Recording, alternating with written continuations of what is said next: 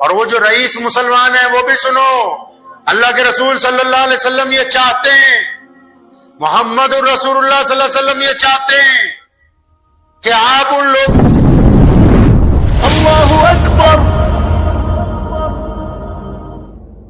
اپنے گریبان میں جھانکیے،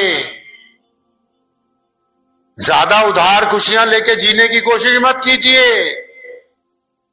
سڑک پہ جائیے، سخت سردی میں کچھ لوگ پلوں کے نیچے بیٹھے گپے مار رہے ہیں، گپے ہنس رہے ہیں، مسکرا رہے ہیں۔ خوشیوں کا تعلق پیسے سے نہیں ہے، دولت سے نہیں، محلوں سے نہیں۔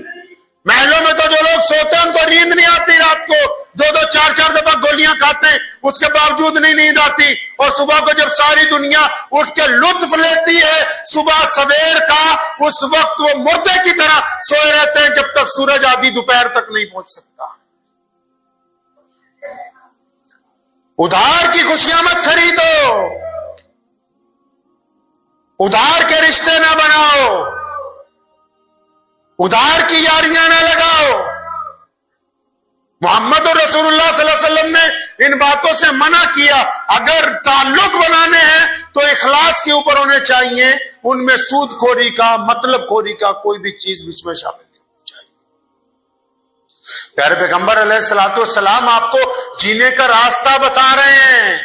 دیکھیں تو صحیح کتنی باریکی کی باتیں اسلام کرتا ہے۔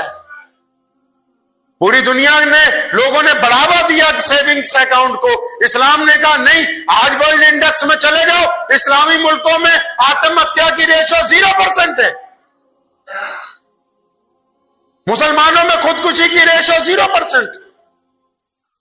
اور جنہوں نے سود کو جائز قرار دیا، جنہوں نے سود کے لیے میلے لگائے، جنہوں نے کہا قرضہ لے لو، میلہ لگا رہے، جا کے پوچھو ان سے کہ ان کے معاشرے میں، ان کے علاقے میں، ان کے گھروں میں آئے دن ایک جنازہ اٹھتا ہے، وہ اس لیے اٹھتا ہے کیونکہ یہ قرض کے اندر دب گیا، یہ قرض کے اندر مر گیا، اس کو قرض ادا کرنے کے لیے پیسے نہیں تھے۔ محمد رسول اللہ صلی اللہ علیہ وسلم نے انسانوں کی ہر اس بلا سے حفاظت کی ہے جو آنے والے دور میں بھی انسانوں کو تکلیف پہنچا سکتی تھی۔ رسول اللہ صلی اللہ علیہ وسلم نے 1450 سال پہلے ہی ہمیں بتا دیا کہ اگر سود کی طرف جاؤ گے تو تم اپنی ہلاکت کے ذمہ دار بن جاؤ گے۔ ہمیں غور کرنا ہے اس کے اوپر۔ اور وہ جو رئیس مسلمان ہیں وہ بھی سنو، اللہ کے رسول صلی اللہ علیہ وسلم یہ چاہتے ہیں، محمد الرسول اللہ صلی اللہ علیہ وسلم یہ چاہتے ہیں کہ آپ ان لوگوں کو قرض حسنہ دو جو محتاج ہیں، غریب ہیں، ضرورت مند ہیں۔ قرض حسنہ بولتے ہیں کہ پیسے دے دینے، کوئی بات نہیں، 6 مہینے میں لوٹے، سال میں لوٹے، 2 سال میں لوٹے، 5 سال میں لوٹے۔ فرمایا محمد رسول اللہ صلی اللہ علیہ وسلم نے، حدیث کا مفہوم ہے، جب یہ قرض حسنہ دے گا اور مطالبہ نہیں کرتا تو روزانہ اتنا ثواب پیسے خرچ کرنے کا، صدقے کا ملے گا جتنا قرض حسنہ اس نے دیا ہوا ہوگا۔ اس وقت بندہ سوچتا ہے میرے سیونگ آئی کہاں سے؟ سیونگ یہیں سے آئی نا کہ آپ کے پاس پیسے بچ گئے، آپ نے سوچا کہ ان کو بینک میں رکھیں، ان پر سود آئے گا۔ اللہ کریم نے قرآن پاک میں کہا کہ اگر سیونگ تمہارے پاس آ رہی ہے تو ان کو خدا کی راہ کے اندر خرچ کرو، ان کو خرچ کرو خدا کے راستے میں۔ خدا کا راستہ کیا ہے؟ وہ غریب، مسکین، محتاج، مساجد، مدارس، ضرورت مند لوگ، بیوائیں، کچھ یتیم، غریب بچے، اب ان کے اوپر خرچ کریے تو اللہ کریم اس مال کو 10 گنا اضافے کے ساتھ واپس لوٹائیں گے۔ اور جو سیونگ میں ہی لگے ہوئے 24 گھنٹے، کئی آپ نے دیکھا ہوگا، یہاں ہمارے یہاں بازار میں ہیں کچھ لوگ مانگنے والے، وہ سارا دن میں 500، 700، 800، 1000، 1500 جتنے بھی انہوں نے کمانے، صبح جا کے پہلے بینک میں جمع کروائیں گے، اس کے بعد پھر دوبارہ مانگنا شروع کر دیں گے۔ اب جو لگے ہوئے ہیں سیونگ کرنے کے لیے، دھڑا دھڑ کی نہیں، 1000 مہینے، 2000 روپے، 10,000 روپے، 50,000 روپے سیونگ میں جانے چاہیے، سیونگ میں جانے چاہیے۔ ارے سیونگ کس دن کے لیے کر رہے ہو؟ وہ کون سا دن ہے جس کے لیے تم سیونگ کر رہے ہو؟ جس دن تمہارے کام آئے گی، جس دن وہ پیسہ آپ کے کام آئے گا، کون سا دن ہے بتاؤ؟ وہ ایسا دن نہیں ہے کوئی۔ जनाजा उठेगा घर से और आपके बच्चे बोलेंगे अब्बा का 10 लाख पड़ा है, आधार कार्ड ले आओ, साइन करवाओ, अपा बांट लेंगे आपस में। वो वही दिन है जिस दिन तुम्हारी बेटियां कहेंगी मरी हुई मां की बालियां और इसकी चूड़ियां उतार लो, आधी तुम ले जाओ आधी हम ले जाएं। जिस दिन के लिए सेविंग कर रहे हो वो दिन आने वाला है नहीं। इससे बेहतर है कि वो सेविंग खुदा के रास्ते में की जाए, किसी गरीब को खाना खिलाया जाए, किसी नंगे को कपड़े पहनाए जाए, किसी जरूरतमंद दोस्त की जरूरत पूरी कर दी जाए, किसी भाई बहन की मदद कर दी जाए, ताकि कल क़यामत के दिन वो सेविंग आपके काम आ सके। जिन्होंने दुनिया में सेविंगें की हैं उनकी तो नस्लें पीछे लड़ती हैं, उनको तो याद तक नहीं करती है। शाम को तो जनाजा करने के बाद इस बात की फिक्र होती कि मेहमानों को कोरमे से खाना खिलाया जाए कि दाल के साथ रोटी खिला दी जाए।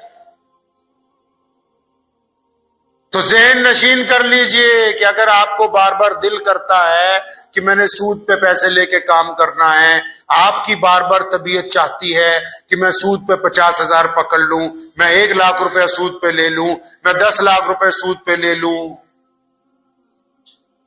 आजकल बहुत सारा रवाज चल रहा है ना, खरबूजे को देख के खरबूजा रंग पकड़ लेता है ना। कई बार खरबूजा जो होता है ना तो उसको देख के एक सेब अगर खराब हो पेटी में रख दीजिए तो आप 2-4 दिन बाद निकालिए पूरी पेटी खराब हो जाएगी। तो आपको अगर रंग चढ़ रहा है ना सूदखोरों को देख के, तो इस बात को लिख लो, मुहम्मदुर रसूलुल्लाह का हुक्म है। कहो सल्लल्लाहु अलैहि वसल्लम, सल्लल्लाहु। हाँ, अगर आपको सूद पर पैसे लेने का शौक हो रहा है ना, या सूदखोर जो मुसलमान है जो सूद पर पैसा देना चाहते हैं, दोनों नोट कर लो, अपने अपने दिल की तख्ती पे लिख लो। सूदखोर मुसलमान जो सूद पर पैसा देना चाहते हैं या सूदखोर मुसलमान जो सूद पर पैसा लेना चाहते हैं, दिल की तख्ती में लिख लो, ये मुहम्मदुर रसूलुल्लाह सल्लल्लाहु अलैहि वसल्लम का हुक्म है। क़यामत आ सकती है, सूदखोरों के साथ अल्लाह की मदद नहीं आने वाली। सूदखोर कामयाब नहीं होंगे, सूदखोरों को इज्जत नहीं दी जाएगी, सूदखोर दुनिया में भी जलील होंगे, आखिरत के अंदर भी जहन्नम के अंदर जाएंगे। तो इसलिए इस बात को ज़हन नशीन कर लीजिए कि अगर कोई इस काम में फंसा हुआ है, पहली फुर्सत में बाहर निकलिए। पहली फुर्सत में किसी ने सूद पर पैसे दे रखे, तौबा करो, असल रकम लो, बाकी छोड़ो।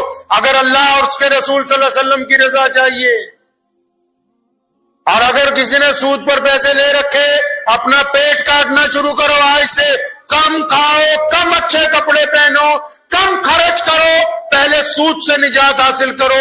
जब तक सूद का निजाम आपके घर में रहेगा। मैं अर्ज कर रहा था दरमियान में बात, गुफ्तगू इधर हो गई कि पूरी दुनिया में यहूदियों को इस्लाम से सबसे बड़ा खतरा क्यों है? क्योंकि उनकी रीढ़ की हड्डी सूद पर टिकी हुई है। उन्हें पूरी दुनिया के लोगों को सेविंग अकाउंट्स में लगा दिया। पैसा तुम्हारा, जूती तुम्हारी, सिर भी तुम्हारा। उनको इस्लामी बैंकिंग से क्या तकलीफ होती है? उनको मुसलमानों से क्या तकलीफ है? उनको मुसलमानों ने क्या कह दिया? उनको तकलीफ ही यही सबसे ज्यादा है क्योंकि मोहम्मद रसूलुल्लाह सल्लल्लाहु अलैहि वसल्लम ने बुराई की जड़ पकड़ ली। हमें पता है कि अगर सूद का सिस्टम डैमेज हो जाएगा तो फिर जितने बड़े बड़े जालिम हैं इनके जुल्म का खात्मा हो जाएगा, इनकी बर्बरियत का खात्मा हो जाएगा, इनकी गुंडागर्दी का खात्मा हो जाएगा। इसलिए अगर आप बचना चाहते हैं तो अपनी जाती जिंदगी में सबसे पहले सूद की बीमारी से बचिए। ये आपको बीमार करेगा, आपको परेशान करेगा, आपको दुख देगा,